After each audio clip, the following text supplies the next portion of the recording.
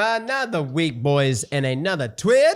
This week in democracy, I've got a cold, so excuse me on this one, guys. We sounding rough out here. However, democracy waits for nobody, and we've got a handful of game updates to go over, as well as a first look on how the new weapons from the Cutting Edge Warbond are faring in our current sandbox. So without further ado, let's dive in. First up, we've got a brand new major order that's active in the game. On Tuesday, the Helldivers 2 account tweeted, "Major order, activate the terminate control system, Helldivers." Now, if you haven't logged in since Tuesday, you'll be greeted in game with a major order briefing when you approach the galactic war table to select your new mission. It states, upon each barrier planet now stands a network of massive termicide dispensing towers, the terminate control system. Now, once activated, the TCS will exterminate every terminate on that planet and inoculate it against all future infestations. However, surges in terminate activity have forced the SEAF engineers to evacuate. Now, only the Helldivers can ensure the safety of our citizens. The terminate control system must be activated at any cost. Now, you've got 40 minutes to clear these missions, but here's a basic rundown on how to do these missions successfully. When you first land, you'll be prompted to activate terminal at base of the central tower. The central tower is hard to miss. It's the tallest building in the middle of the 3 battery silos with the large termicide spreaders on top. Now, once you've activated this terminal, you'll get 3 new objectives that say you need to activate battery silo 1, 2, and 3. From here, you'll head over to each battery silo and engage with the terminal located next to each one to kick off the waves of bugs that will attack the base of the silos to try and stop you. Now, once you activate the terminal, a progress bar will appear that says defend battery silo 1, 2, or 3, depending on which silo you interact with. Now, your main objective during this time is to fight back the waves of bugs as they try to destroy the silo. Underneath the progress bar, you'll see text that says silo status stable. Now, as the tower health drops, it'll display unstable and then finally critically unstable. Once you see critically unstable, it really only takes a few more hits until the silo is finally destroyed. If it does happen to get destroyed, don't worry, you don't fail the mission. All you have to do is activate the silo terminal again, which will then restart your defense progress. Now, one thing to note here is that the silos do take friendly fire damage, so you want to plan ahead accordingly when it comes to your stratagems. I would highly recommend not using anything explosive here, as that would drain the silo's health pool very quickly. So things like mortar sentry, eagle strikes, etc., all that stuff can wreck it very fast. Instead, you want to go with something like rail cannon strike or EMS mortar sentry. Basically, any stratagem that won't directly damage the tower. Now, if you're tied at the hip to your 500k, you can still use it. Just make sure to throw it away from the tower. And any of your other stratagems, just make sure you throw them far away. Now, other defensive stratagems like the Tesla Tower or the anti-personal minefields are pretty decent for blocking off the silo's choke points. Now, once you've successfully defended each tower, you'll get a new mission objective that states proceed to the extraction site and initiate termicide dispersal. Once you get to this step, you're pretty much done.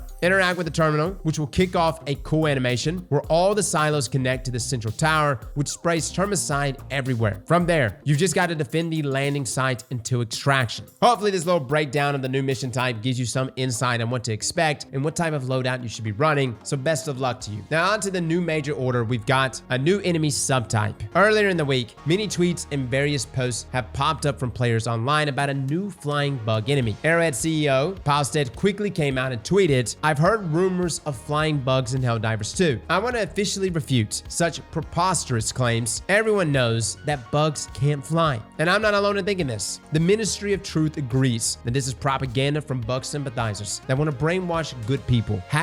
#lies. Dude, I like this guy, right? He's got style, man. Now, as of Thursday morning, though, players began to post evidence of the new bug species all over Twitter. The new flying bug enemies called Shriekers are now officially in the game. Now, here's what we know about them so far. They don't roam around on the planets they're on, like other bug enemies. Rather, they stay close to their nests, which are these giant glowing mushrooms. Now, once you're close enough to their nest, they'll start spawning in and attacking you. The Shriekers will one-shot you if they hit your Helldiver head-on. Let me repeat that. Shriekers will one-shot you if they hit your Helldiver head-on. Now, they don't have any type of protective armor, so it doesn't take many shots from a primary weapon to kill them. But so far, they're pretty rare. At least they have been for us. After playing around 10 hours, the day after their announcement, we have yet to see a Shrieker nest, but they're there. Now, the topic of bugs, Arrowhead also released a patch earlier this this week that specifically targeted some issues regarding spawn rates of heavily armored Terminid enemies. Now here's a full breakdown from the Arrowhead team of what was changed with this enemy type. The amount of heavily armored targets that spawn on higher difficulties, especially for Terminids, have been a big discussion point online and internally. The intent is for groups to bring some form of anti-tank capability, but not to the degree previously needed. To that end, we have reduced the spawn rate of Chargers and Bound Titans on difficulty 7 and up. In addition, we've reduced the risk of spawn spikes of Chargers and Bound Titans. Please note that we've changed the distribution of enemy types, not reduced difficulty. Expect other enemy types to appear in greater numbers instead. We're humbled by the community's ability to find things like Chargers leg meta in our game. However, spinning your heavy anti-tank weapons on legs instead of the obvious weak point seems counter to expectation. We have not changed anything regarding the Charger's legs. We are, however, lowering the health of the Charger's head. It should now be a point where a well-placed shot from a recoilless rifle or EAT-17 instantly kills a Charger. Together with the unfortunately undocumented change of the last patch that increased the armor penetration ability of less well-placed shots for the EAT-17s and the recoilless rifle shots, Chargers should now be easier to handle by well-equipped groups. So there you go, fellas. There are now not one, but two easy ways of taking out Chargers in those bug missions. Now, in regards to toning down Bio Titans and Chargers, I don't know, guys. I kind of liked suddenly finding myself surrounded by 20 Chargers and 15 Bio Titans. It just had that super impending doom scenario that was oddly endearing, right? Now, finally, we're going to be taking a look at the brand new weapons and armor that are now unlockable from the Cutting Edge Warbond. Now, this Warbond costs $10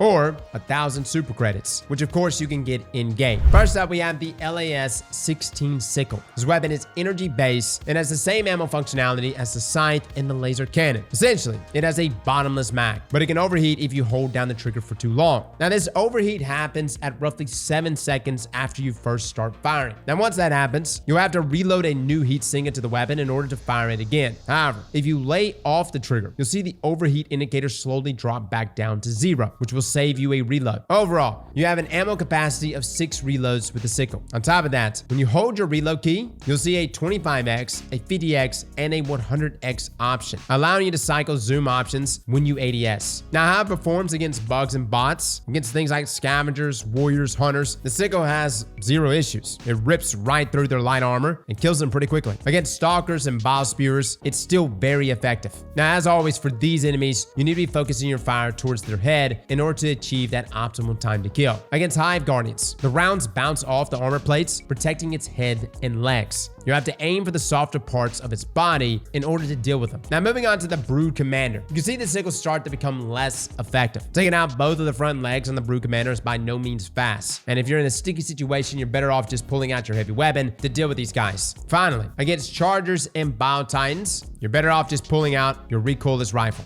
Its rounds bounce off that heavy armor of these enemies. Plus, there are way more efficient ways to deal with these tanky boys. Now, moving on to bots. Troopers, raiders, marauders, and commissars will all die pretty quickly with a few body shots from the Sickle, and almost instantly with a headshot. It also does pretty solid at dispatching both berserkers and devastators with just a few shots to the head. However, when it comes to scout striders, hulks, and tanks, again, you're gonna need something with more firepower. The bullets ricochet off the armor, and like we said for the tankier bug enemies, there are just better ways of dealing with these enemy types. Now, up next, we have the SG-8P Punisher Plasma. It's a variant of the Punisher shotgun, but instead of hit scan bullets, it fires projectile plasma shots that deals AoE damage. This makes it absolutely nasty for ad clear against hordes of rank and file enemy types. Not only that, but every time that you hit an enemy dead on with the plasma shots, excluding enemies with heavy armor like Chargers, Hulkers, etc., it will actually stagger them. This provides a great way of creating space between you and enemies like Brood Commanders or Berserkers that can dish out heavy melee damage. Now, when we're looking at ammo economy for the Punisher Plasma, you can fire off 8 rounds before you have to reload, with a total mag capacity of 12. So doing the math, the Punisher Plasma can fire off 96 plasma rounds before it's completely empty. Now, in terms of its effectiveness against bugs, against scavengers and hunters, one direct shot to the body will kill them. Like we said before, this makes it great for ad control and thinning herds of weaker bugs. Against warriors, it takes 1 to 2 shots to kill. Again, this just really depends on where you hit them, with being near the head region netting you the most success. Now for the most part though, 2 shots to kill has been what we've been experiencing so far. Now looking at Hive Guards, we're seeing 3 shots to its armored face in order to kill. In a few instances, we've actually been able to kill these in 2 aiming underneath its legs. Against Biospewers, it's taken 3 shots to the body to kill the orange variants, while it's taken 4 to the body to kill the green variants. Against Stalkers and Brood Commanders, it's taken 4 to 5 plasma shots to the body to kill, and against both Chargers and Bio Titans, the Punisher Plasma is of course ineffective. You'll get that defensive symbol popping up when you shoot either of them. Again, similar to like the Scythe, you're better off using heavy weapons or other offensive stratagems to handle these enemy types. Now, while the Breaker Plasma seems mid-tier against the bugs, against bots, it's actually OP.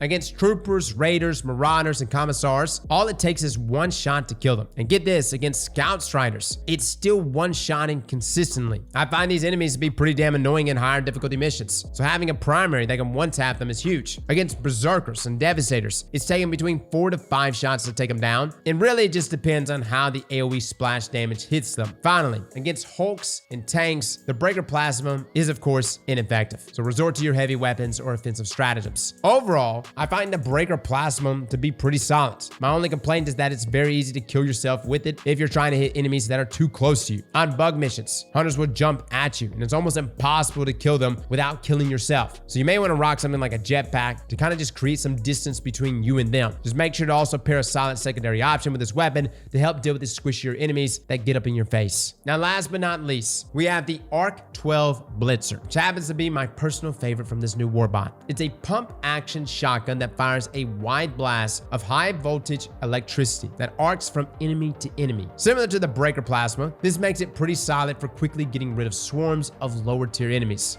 Now let me just take one moment to appreciate the ammo economy on this gun. It's absolutely fantastic. You have unlimited reserves and ammo. That's right guys, unlimited. To compensate for the fact that you have a bottomless mag, however, there's a short reload animation between each shot that you fire, which takes around 1.5 seconds before you can fire your next shot. Now let's take a closer look at how it's performing in the sandbox. Against bugs, it one-shots scavengers, warriors, and hunters. The arcing electricity damage is fantastic for dealing with these ads, especially the hunters when they start jump attacking you. Now, unlike the Breaker Plasma, you can't deal damage to yourself with this gun, so feel free to fire away at ads that might be up in your face. Against Brood Commanders, it is only taking 2 shots to get the kill. Just be sure to aim for the head on these guys for consistent 2 taps. Against Hive Guards, Biospewers, and Stalkers, it's taken 3 direct shots to kill. Now, just like the other 2 primaries, Blitzer is not even worth using on Chargers and Bio Titans. Just use your heavy or stratagems. Now against bots, Blitzer also one-taps Troopers, Raiders, Marauders, and Commissars. Unfortunately, it has a little bit of difficulty when it comes to Scout Striders. Shooting them right in front of the cockpit is pretty much ineffective. It takes around 7 to 8 shots to the side of the upper leg in order to kill them. Or you could circle the Strider as it tries to step on you and aim for the bot piloting it, which will of course one-shot. Now against Berserkers and Devastators, Blitzer is taking 4 to 5 shots to get the kill. Again, be sure to aim for the head or somewhere around that region to get that optimal time to kill. Against Hulks and tanks, I know I sound like a broken record right now, but again, Blitzer is ineffective, so just use your heavy weapons and or stratagems. Now closing everything out, guys, all of the new armor found in the Warbond provides 95% resistance to arc damage. The X03 Prototype 3 and the X16 Prototype 16 are both medium armor sets, while the X00 Prototype X is light. Now, outside of the armor and new primaries, the stun grenade is a pretty fun addition. It helps getting us out of sticky situations by temporarily stunning enemies for a few seconds. The LAS Dagger, the new secondary, is a nice addition to the secondary slot as well. However, I don't really find myself using my secondary that much unless I'm completely drained of my primary or heavy. So guys, that is your This Week in Democracy. Let me know in the comments below what you think. I know we've been really tied up with Destiny here lately, but I promise you, we'll be jumping on the Helldiver content live on stream as soon as we can. Fellas and ladies, thank you all for coming and watching, and as always, slap that like button like your mama told you right.